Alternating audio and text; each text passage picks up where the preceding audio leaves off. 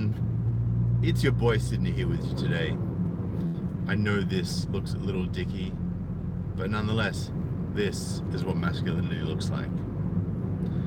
And in responding to a comment on one of my videos, I actually came to a bit of a top-level realization about the fundamental reasons why men won't commit.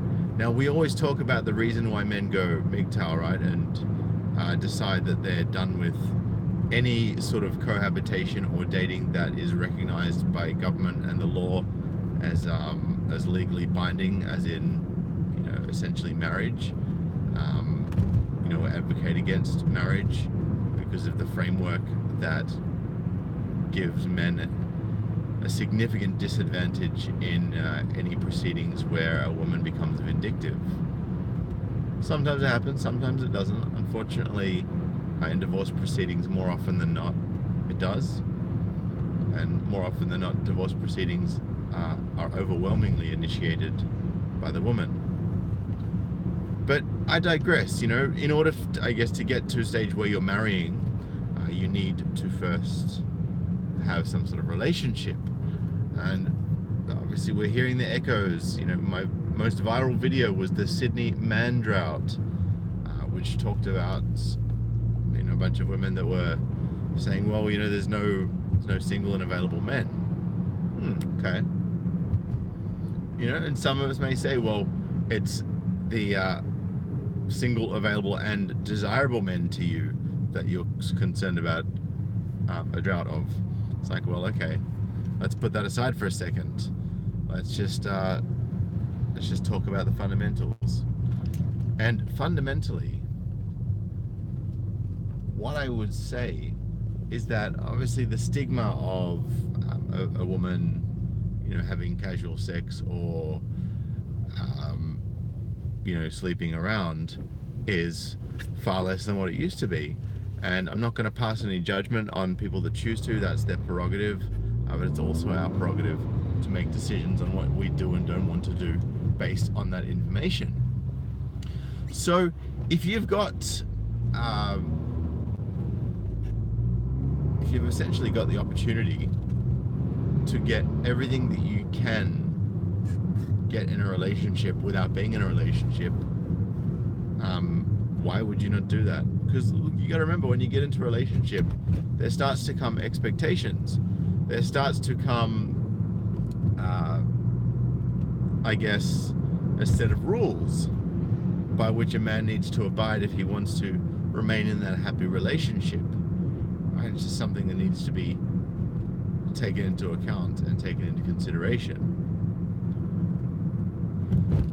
So, in the past, a lot of the things that you could get from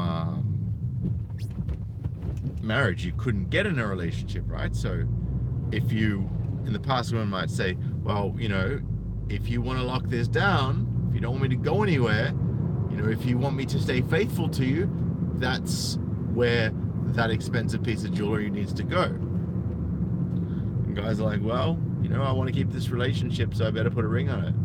And then they would put a ring on it, and historically speaking, the chances of that person getting cheated on, say 3-4 decades ago, was very low.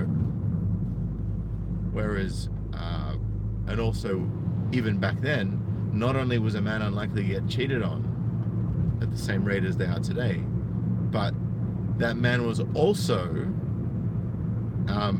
significantly more likely to have a partner who knew how to respect him and his masculine traits for what they were.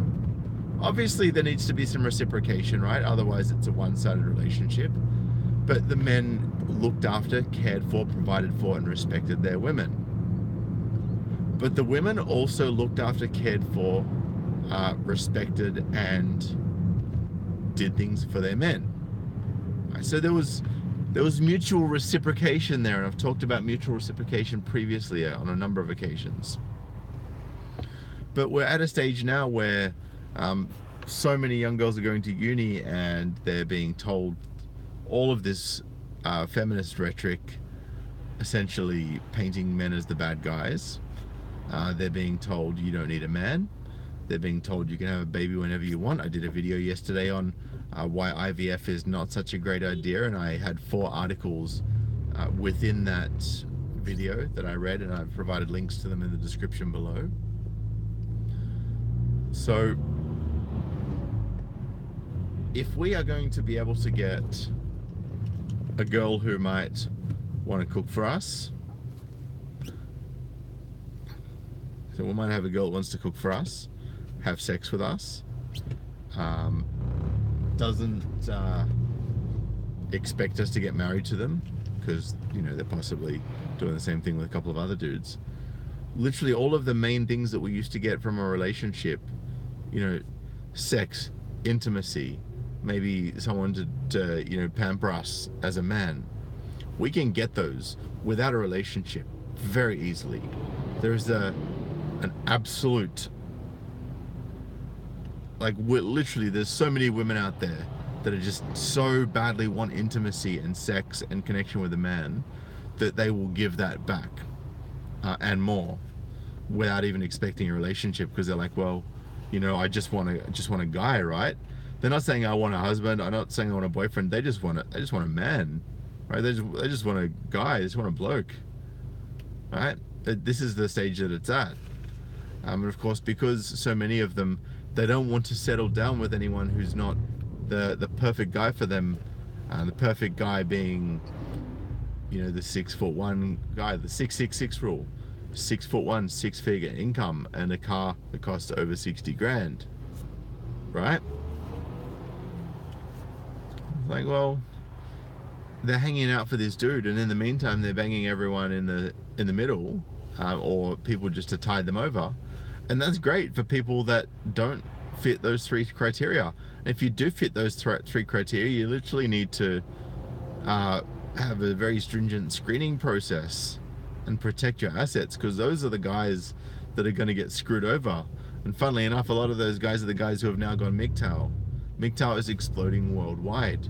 And ladies, if you're watching this, please understand that, you know, you might be a good woman, you might be a traditional person, you might be really committed to your partners, you might, you know how to cook for us and iron, and, you know, in return we'll do the house renovations, we'll mow the lawn, we'll kill the spiders, we'll carry anything you need us to, we'll take the shopping in from the car, you know, we'll drive you around, we'll do all those things that are typically pretty masculine roles, and we won't have a problem with that. But we need to get something back in return. So if you're saying, I'm a feminist, I don't need a man, I can do everything for myself, and oh, by the way, I'm better than you because I went to university, even though you earn 3 times as much more than me as a tradie, right? All of these things are reasons why I think I'm better than you, and you are lucky to have me. And even though I know I'm just a cookie cutter replica of all of the other women out there that are exactly the same, feminist, university degree, think, you know, we're better than you because we've got the piece of paper that you don't have, there's not really much of an incentive for a man to commit and settle down. If you're trying to change us, if you don't celebrate who we are as people, what are you even doing with us? Seriously, like, why are you even wasting your time if you think you're so much better than us? Just go sit back and wait for the man that's never going to come. I encourage you. But no, you don't want to, because you want that sex and intimacy. In the meantime, you want to have a boyfriend, you don't want to be single, you want a companion. It's like, well, there's plenty of good companions right in front of you, but you just don't want to take them on board. And you can take it to the bank that if you go on a date, right, and you tell them you're a feminist, and if you tell them that, you know, it's unfair that there's a wage gap and that women are being treated inequitably, and that women are looked down upon by society, you can take it to the bank that you're not going to get a call back. Right? I actually did a video the other day, and I encourage you all to check it out. It's called FEM-Female Entitlement Mentality. And the whole entire video was based on an article that was written by a female dating coach who's been in the game for well over 3 decades, from my memory. And she was essentially talking about, you know, how things have changed and how it's almost impossible. Like I know several female dating coaches, right? Several female dating gurus who are just like, I'm done, I'm out of the game, see you later, I'm not doing this anymore, because it's just so impossible to please their current clients. Their current clients are just so demanding and have so many expectations because of what society and the media and, you know, all of these women's friends have said to her. Oh, you know, babe, you deserve, like, oh, that guy over there, you know, you're too good for him. Right? And that guy might be the CEO of a company, but he's just chilling in his casual clothes because it's a Sunday and he's been in his suit all week. But because he's not dressed up to the nines, oh, babe, you're too good for him, you know. He just looks like a loser. You know, today's women just judge so quickly. So judgmental. And yeah, sure, look, there's some guys that can be judgmental as well. That's for sure, 100%. I don't disagree with that at all. But the level of judgment, the level of, I guess, instant conclusion that a lot of modern women make, particularly the ones growing up and going through university, is just gobsmacking. And I cannot and I will not endorse that sort of behavior and that sort of attitude. But you know, at the end of the day, guys, it's all up to you to make your own decisions. But I just want to let you know the way in which the cards are stacked. And for any of you ladies watching this video, I want to let you know how men think, right?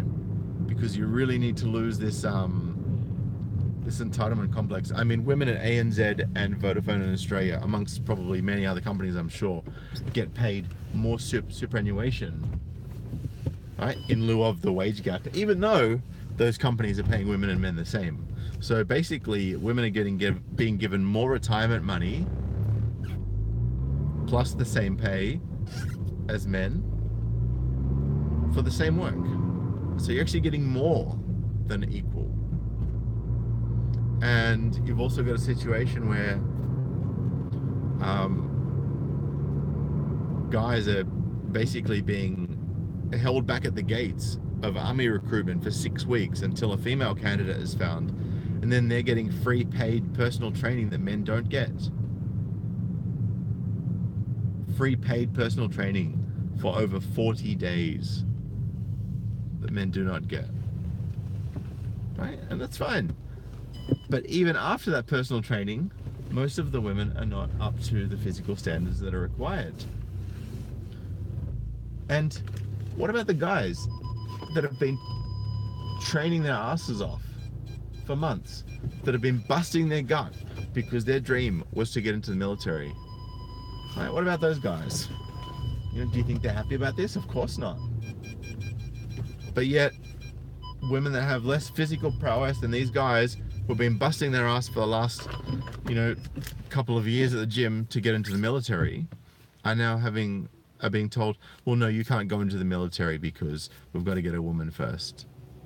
Right? You ladies, you don't understand how many opportunities you have. Women do not understand how much advantage they have over men. And I know that you've been told by your gender studies lecturer that we're holding you back, there's a glass ceiling, that there's ingrained sexism that holds women back from succeeding in today's society. I'm sorry, but my real life experience outside of university simply proves that's simply not true. And hit that thumbs up if this content is resonating with you right now, because I don't have too many of you watching this video right now that have smashed that thumbs up.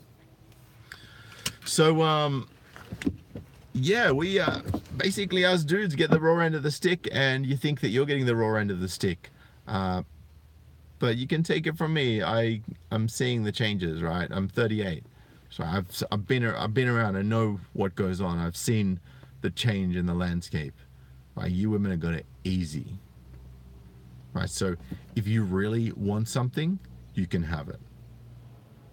So work hard, work the same amount of hours, right? Don't bitch, don't buy shit you don't need, right? Well, if you want to buy it, that's fine. Just don't complain that you don't have money afterwards. All right? There's so many things that you have. The world is your oyster, ladies, and yet you're telling us guys the world is our oyster and that we can never be touched, that we're invincible.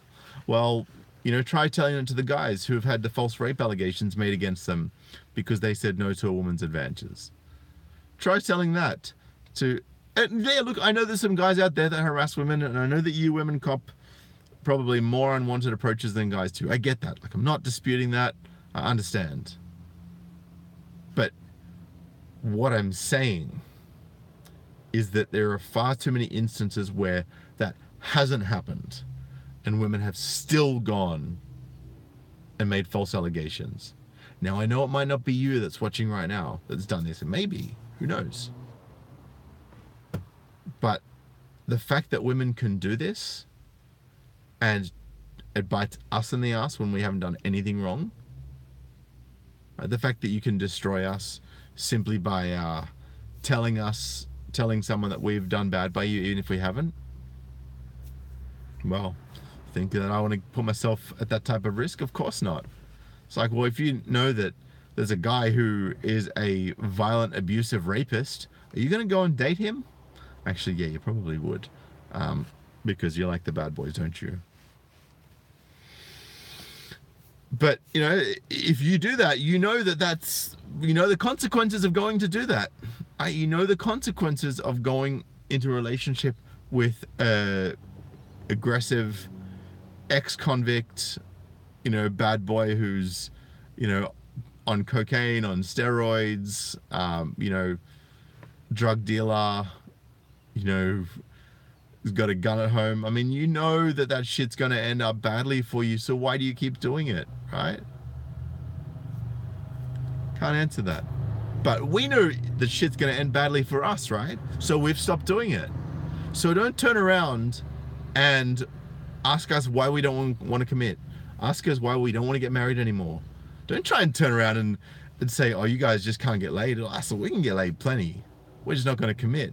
Right? So you only want to shame us and tell us that we can't get laid after we've been banging women without committing, which basically completely disproves your whole thing, right? Because why would you want us to commit if we didn't have women wanting us to commit to